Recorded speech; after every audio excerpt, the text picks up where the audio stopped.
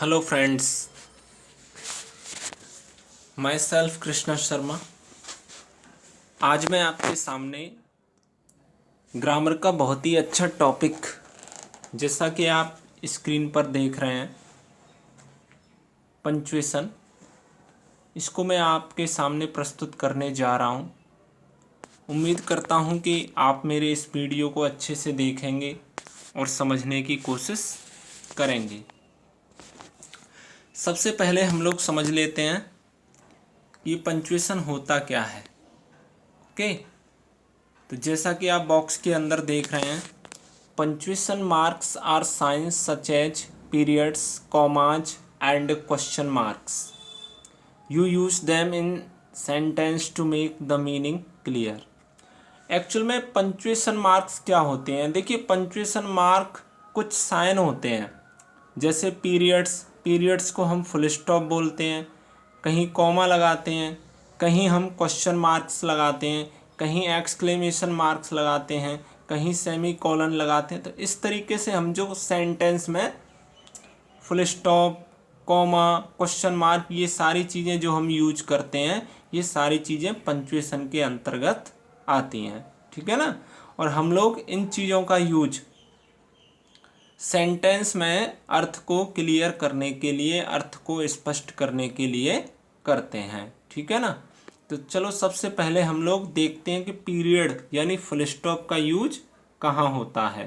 तो देखिए, you put a period at the end of a sentence, यानी आप लोगों को जो पीरियड यानी फुल स्टॉप लगाना होता है वो किसी वाक्य के अंत में। जैसे मोस्टली जो सिंपल सेंटेंस होते हैं, अफर्मेटिव सेंटेंस होते हैं, नेगेटिव होते हैं या इम्पेरेटिव सेंटेंस होते हैं, इन सब के लास्ट में हम लोग पीरियड यानी फुल स्टॉप का यूज करते हैं। जैसे यहाँ देखिए एक सेंटेंस लिखा हुआ है, ही ड्रू अ हॉर्स। तो ये जैसा कि अफर्मेटिव या स्टेटमेंट सेंटेंस है ये, तो यहाँ हमने लास्ट में पीरियड लगाया है। इसी तरीके से ये देखिए, ये इसमें केवल अफर्मेटिव, नेगेटिव और इम्पेरेटिव ये वाले सेंटेंस आते हैं या फिर कोई स्टेटमेंट होता है। ठीक है ना? हमेशा याद रखना चाहिए कि ये जो पीरियड लगता है वो एक अफर्मेटिव, एक नेगेटिव, एक इम्पेरेटिव या कोई स्टेटमेंट होता है, उसके पीछे हम लगाते हैं। यहाँ आप जो स्क्रीन पे देख रहे हैं, Albert is my good friend, please don't be late.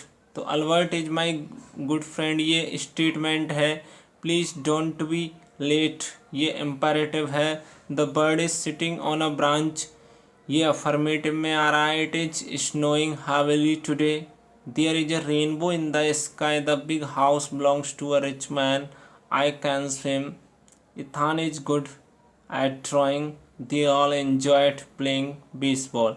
तो सभी सेंटेंस के पीछे आपको पीरियड यानी फुल स्टॉप दिखाई दे रहा है। ठीक है ना?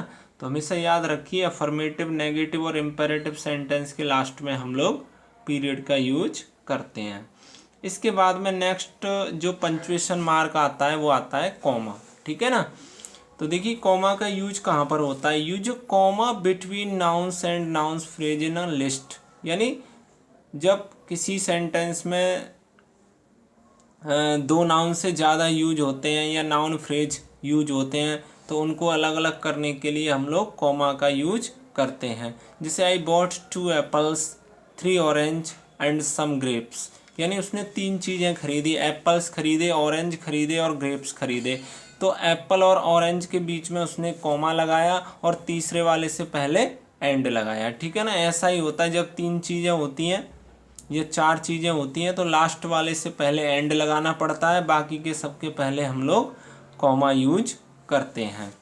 इसी तरीके से ही enjoys tennis, badminton, skating and football. इसमें 4 गेम्स के नाम दिए हैं, टेनिस, बैडमिंटन, स्केटिंग और फुटबॉल। तो देखिए, टेनिस के बाद कॉमा लगाया, बैडमिंटन के बाद लगाया और लास्ट वाले के पहले एंड का यूज किया है। तो मैंने पहले ही बता दिया है, कितने भी हों लास्ट वाले के पहले आपको एंड लगाना है, बाकी सबके पहले कॉमा लगा के उनको हम लोग अलग कर सकते हैं। At school we study English, math, science, history and geography. यहाँ देखो सब्जेक्ट के नाम दिए हुए हैं, तो सबके सब्जेक्ट के बीच में हम लोगों ने कॉमा लगाया है और लास्ट वाले के पहले एंड का यूज किया है, ठीक है ना। तो नाउन्स को या नाउन फ्रेज को अलग अलग करने के लिए हम लोग उनके बीच में कॉमा का यूज करते हैं। आगे बता रहा है use commas between adjectives when you use several of them to describe something. यानी कभी कभी हम लोग किसी चीज़ का वर्णन करने के लिए, है ना, कई एडजेक्टिव्स का यूज करते हैं या कई विशेषता होती हैं किसी नाउन के अंदर, तो हम उन एडजेक्टिव्स को अलग अलग करने के लिए उनके बीच में कॉमा लगाते हैं। जैसे a giraffe is a tall long necked long legged animal.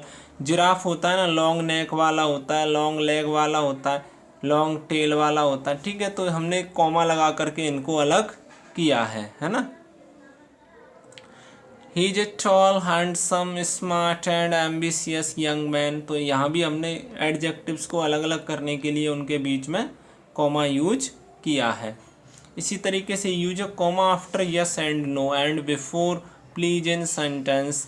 Use also use a comma before और after the names of person you are speaking to.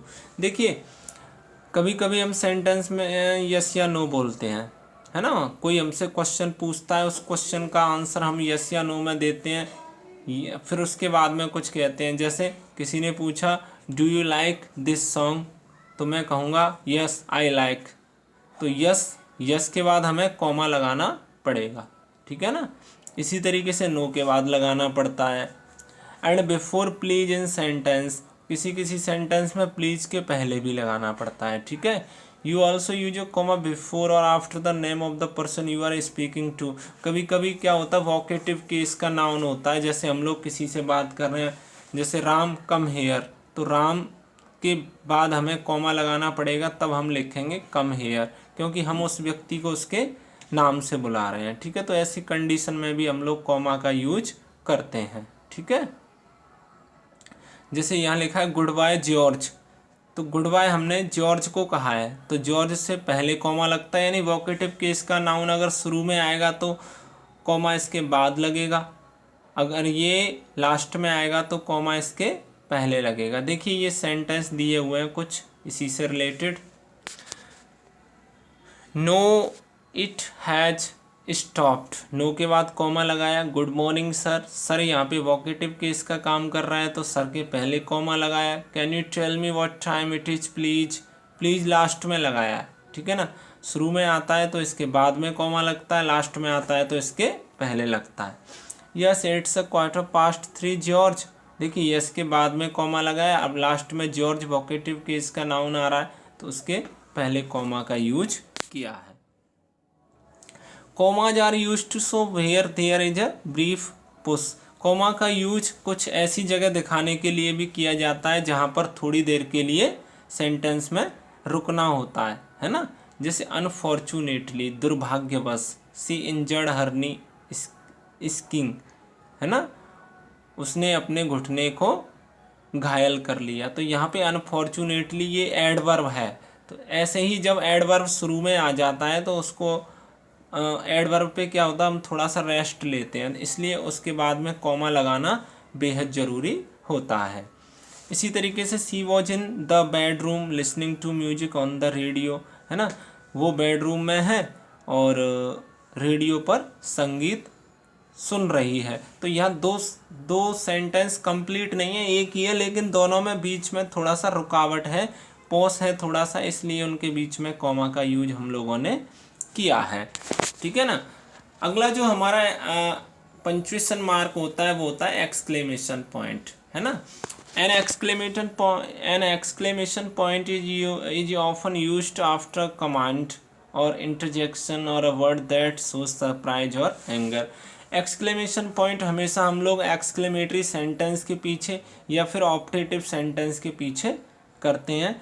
In sentence में क्या होता है, थोड़ा सा विस्मय का भाव होता है, सरप्राइज, एंगर, है ना, बहुत सारा आश्चर्य हो सकता है, क्रोध, गुस्सा आ सकता है, या फिर प्रसन्नता भी हो सकती है, बहुत बड़ा दुख भी हो सकता है। यानी हमेशा याद रखना चाहिए कि एक्सक्लेमेटरी सेंटेंस हमारे अंदर की आंतरिक भावनाओं को शो करते हैं, हमारे मन में क्या है, ठीक है ना।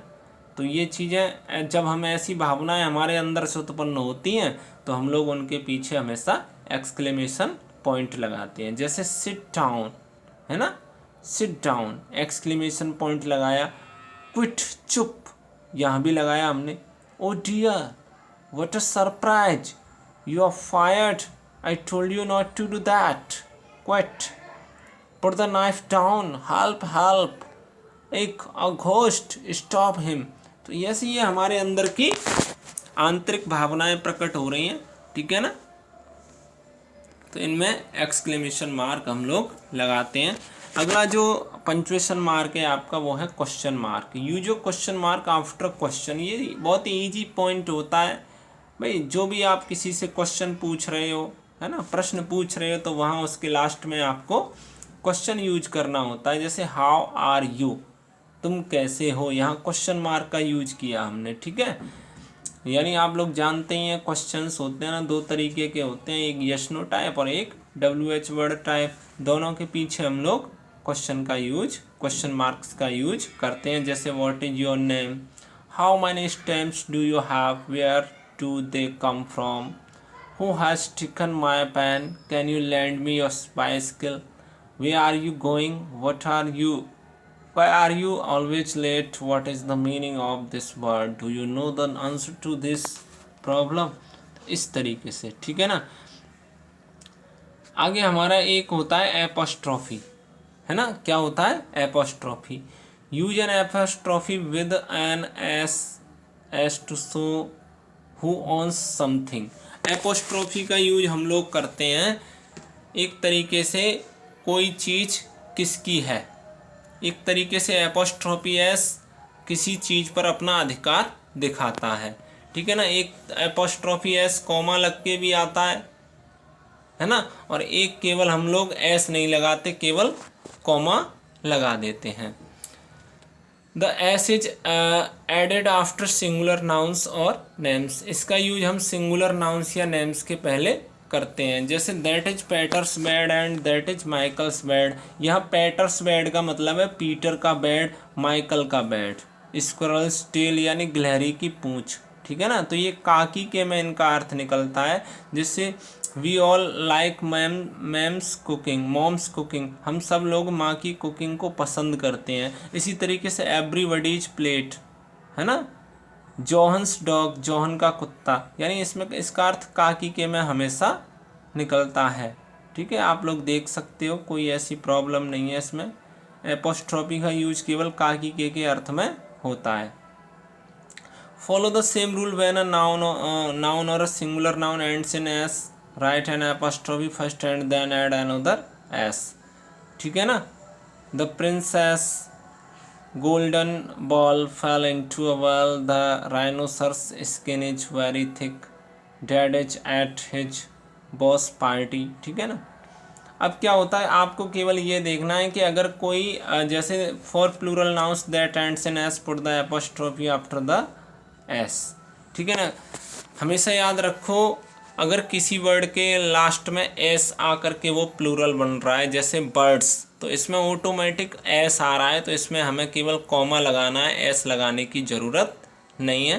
ये जितने भी सेंटेंस हैं किसी में एस नहीं लगा हुआ है। क्यों नहीं लगा हुआ है? क्योंकि इनके पीछे जैसे pupils, parents, upstairs, boys, doctors, brothers, girls, सब में केवल एपोस्ट्रोफी कॉमा लगाया गया है, एस नहीं लगाया गया, क्योंकि इनमें एस ऑलरेडी दिया हुआ है, ठीक है ना। तो बस यही एपोस्ट्रोफी का यूज होता है। Very very thanks to all.